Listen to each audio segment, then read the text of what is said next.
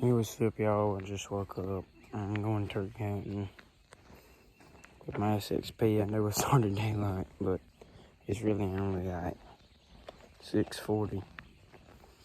We're running a little late, but yeah, I'll update y'all if I get one or what happens.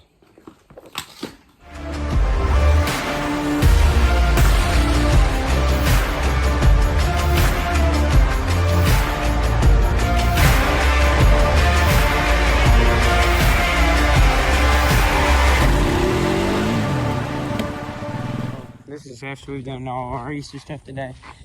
We went hunting this morning. We didn't have no luck. We had a gobbler gobbling. He didn't come to us.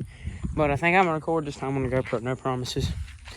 We're about to go right before dark when they're about to roost again and see if we can get him. Took a shower. My hair's in my face. I'm home now. We didn't get no gobblers to come out.